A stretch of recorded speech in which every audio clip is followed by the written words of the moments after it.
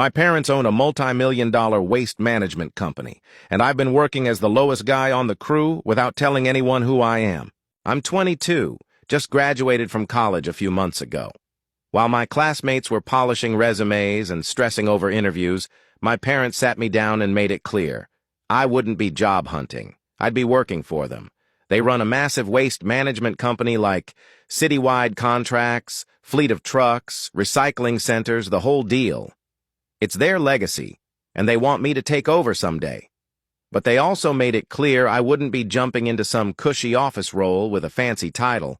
If I was going to lead the company, I had to understand it from the ground up. Fair enough. I actually respected that. So I started at the very bottom. One day, I was on a truck hauling trash bins in the rain. The next, I was elbow deep in recyclables at the sorting center. I never told anyone who I was. I wore the same uniform, followed the same schedule, and showed up like every other new guy. I wanted real experience. No special treatment, no shortcuts. At first it was fine, humbling even. I started to respect the people who do this every day in ways I couldn't before. They're tough, they work hard, but after a while the vibe started to shift. I was doing more and more of the grunt work while others kicked back. I was told to straighten out the bins, clean up after others, do the new guy stuff constantly. I didn't complain. I kept my head down.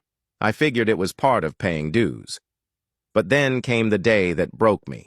It was raining hard and we were already short-staffed. I barely slept the night before, showed up exhausted and got drenched within the first hour. My clothes were soaked. I was cold and running on fumes. Still, I pushed through most of the shift until one of the senior guys, Ron, decided he was done. He dumped the rest of his tasks on me and said, "You're the new guy, you handle it. I gotta leave early." I snapped. Politely, but firmly, I told him no. I wasn't doing his work.